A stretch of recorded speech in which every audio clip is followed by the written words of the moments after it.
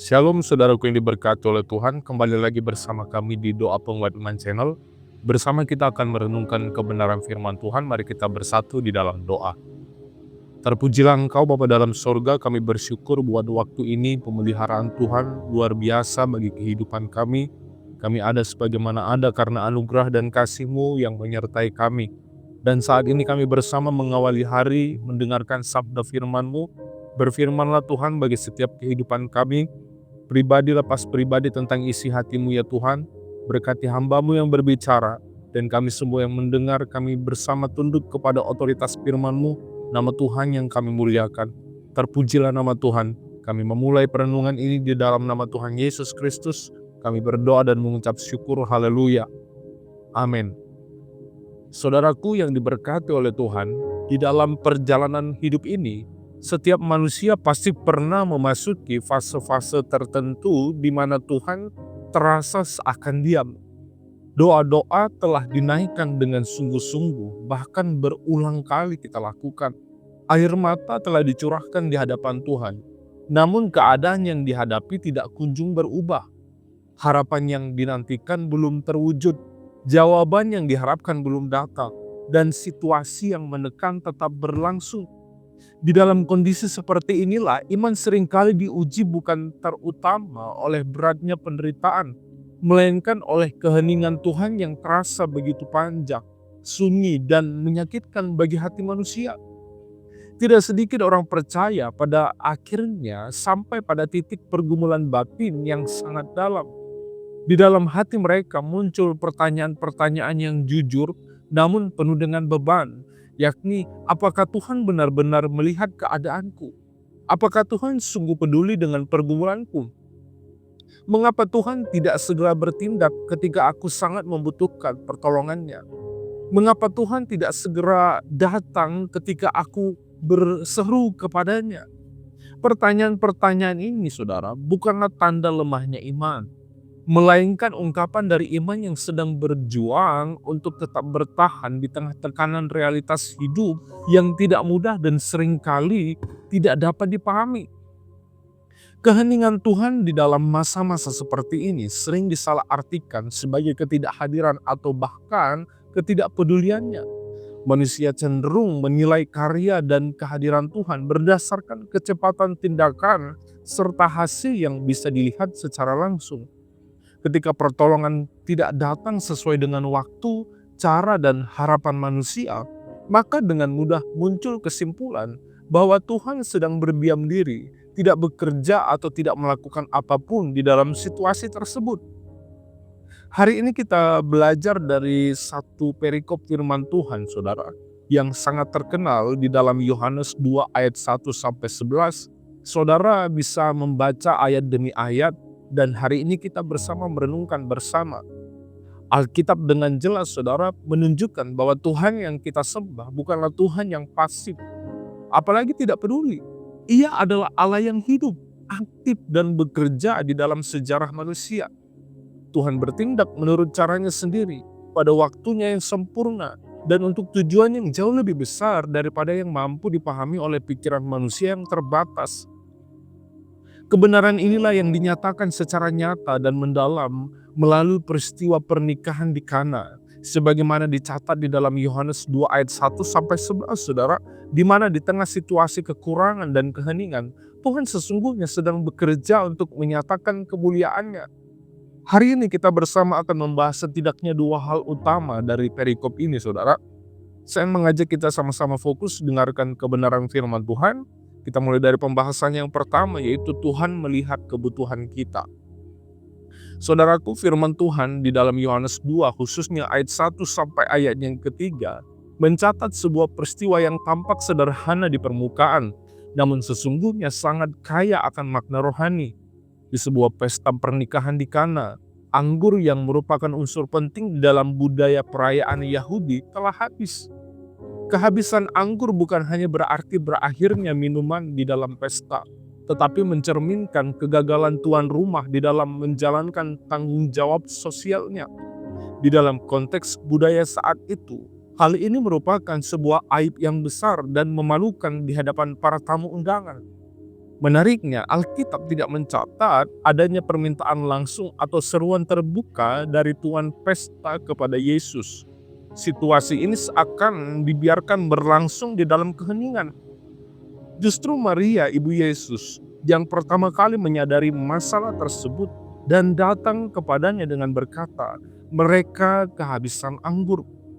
Ucapannya ini, saudara, bukan sekedar laporan keadaan, melainkan sebuah pernyataan iman yang sederhana namun mendalam. Sebuah pengakuan bahwa Tuhan Yesus memiliki kuasa untuk bertindak sekalipun tidak diminta secara langsung. Dari bagian ini kita dapat melihat bahwa Tuhan memperhatikan kebutuhan manusia, bahkan sebelum kebutuhan itu dinyatakan secara terbuka. Tuan Pesta mungkin sedang diliputi kebingungan dan rasa malu. Para pelayan mungkin tidak tahu harus berbuat apa, dan para tamu itu belum sepenuhnya menyadari kekurangan yang ada mungkin. Namun di tengah keheningan itu, Tuhan sudah mengetahui dengan jelas apa yang sedang terjadi dan apa yang dibutuhkan. Seringkali di dalam kehidupan sehari-hari, manusia juga berada di dalam kondisi kehabisan anggur, baik secara rohani, emosional, maupun jasmani. Sukacita yang dulu berlimpah perlahan memudar, kekuatan untuk melangkah semakin menipis, dan harapan yang seakan habis tanpa sisa. Namun seperti yang terjadi di Kana, Tuhan tidak menunggu sampai manusia benar-benar runtuh dan hancur sebelum Ia mulai bekerja di dalam hidup mereka. Firman Tuhan di ayat yang ketiga mengajarkan saudara kepada kita bahwa keheningan Tuhan bukanlah tanda ketidaktahuan atau ketidakpedulian. Tuhan melihat kebutuhan yang tersembunyi, memahami pergumulan yang tidak terucap, dan mengetahui beban hati yang seringkali tidak sanggup disampaikan melalui kata-kata. Ia adalah Allah yang peka dan dekat dengan kondisi umatnya, bahkan ketika manusia merasa sendirian. Kebenaran ini menegaskan bahwa ketika Tuhan tampak diam, sesungguhnya Ia sedang memperhatikan dengan penuh kesadaran dan kasih. Tidak ada satupun kebutuhan yang luput dari pandangannya, saudara. Tuhan yang belum bertindak secara nyata bukan berarti Tuhan tidak peduli, melainkan Ia sedang bekerja dengan cara yang lebih dalam dan seringkali belum dapat dilihat oleh mata manusia. Puji Tuhan. Dan sekarang kita bersama masuk kepada pembahasan kita yang kedua, saudara, yaitu Tuhan bekerja pada waktunya. Saudaraku, firman Tuhan di ayat yang keempat, Yesus menjawab Maria dengan perkataan yang sekilas terdengar keras dan sulit dipahami. Dikatakan, "Ibu, apakah urusanku dengan urusanmu? Saatku belum tiba." Jawaban ini menunjukkan dengan jelas bahwa Tuhan Yesus hidup dan melayani berdasarkan waktu ilahi yang ditetapkan oleh Bapa, bukan berdasarkan desakan keadaan atau keinginan manusia. Tuhan tidak digerakkan oleh tekanan situasi, kebutuhan yang mendesak, atau emosi manusia, melainkan oleh kehendak Bapa yang sempurna dan berdaulat. Namun penting untuk diperhatikan bahwa meskipun Tuhan Yesus berkata saatku belum tiba, Ia sama sekali tidak menolak kebutuhan yang ada. Keheningan dan sikap Tuhan Yesus pada saat itu bukanlah bentuk penolakan, melainkan penundaan yang penuh makna dan tujuan ilahi. Tuhan tidak pernah bertindak dengan tergesa-gesa karena setiap tindakannya selalu dirancang dengan hikmat dan memiliki maksud yang jauh lebih dalam daripada yang dapat dipahami oleh manusia. Maria merespons situasi tersebut dengan iman yang dewasa dan luar biasa. Ia tidak membantah, tidak memaksa, dan tidak menunjukkan kekecewaan, melainkan berkata kepada para pelayan, "Apa yang dikatakan kepadamu, buatlah itu." Sikap ini mencerminkan iman yang sepenuhnya percaya bahwa sekalipun Tuhan belum bertindak saat itu juga, Ia pasti akan bekerja pada waktu yang paling tepat menurut kehendaknya. Mujizat pun akhirnya terjadi ketika Tuhan Yesus mengubah air menjadi anggur. Di dalam kitab Yohanes 2 ayat 9 sampai ayat yang ke-11 mencatat bahwa anggur yang dihasilkan bukan hanya cukup, tetapi justru lebih baik daripada anggur sebelumnya. Hal ini menunjukkan bahwa ketika Tuhan akhirnya bekerja, hasil pekerjaannya selalu melampaui ekspektasi dan perhitungan manusia. Mujizat di Kana mengajarkan bahwa Tuhan tidak pernah tinggal diam, melainkan seringkali bekerja secara tersembunyi hingga saat yang tepat itu tiba. Tuhan kerap menggunakan proses yang tampak biasa, sederhana atau bahkan tidak diperhatikan orang untuk menghasilkan karya yang luar biasa dan penuh dengan kemuliaan. Dengan demikian, saudaraku, keheningan Tuhan bukanlah kehampaan atau kekosongan, melainkan sebuah masa persiapan yang penuh rencana. Tuhan sedang menyusun karyanya dengan sempurna, sehingga pada waktu yang telah Ia tentukan, kemuliaannya dinyatakan dan iman manusia diteguhkan melalui pengalaman nyata akan kuasanya. Puji Tuhan, di akhir kata saya menyimpulkan firman Tuhan menegaskan bahwa Tuhan tidak pernah tinggal diam terhadap kebutuhan umatnya. Ia melihat kekurangan yang tersembunyi, memahami pergumulan yang tidak terucap, dan mengetahui waktu yang paling tepat untuk bertindak.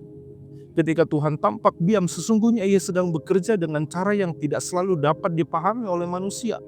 Diamnya bukan tanda ketidakhadiran, saudaraku, melainkan bagian dari rencana ilahi yang sedang disusun dengan sempurna. Seperti di Kana, Tuhan sering mengubah keadaan biasa menjadi alat kemuliaan-Nya. Ketika manusia taat dan percaya, Tuhan sanggup mengubah kekurangan menjadi kelimpahan dan keputusasaan menjadi sukacita yang baru. Karena itu, orang percaya dipanggil untuk tetap percaya dan taat, bahkan ketika Tuhan belum bertindak sesuai harapan.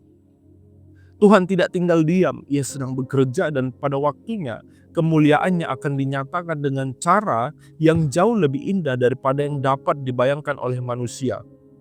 Puji Tuhan, saya berdoa kiranya seluruh pendengar Doa Penguat Iman Channel mengalami berkat-berkat daripada Tuhan.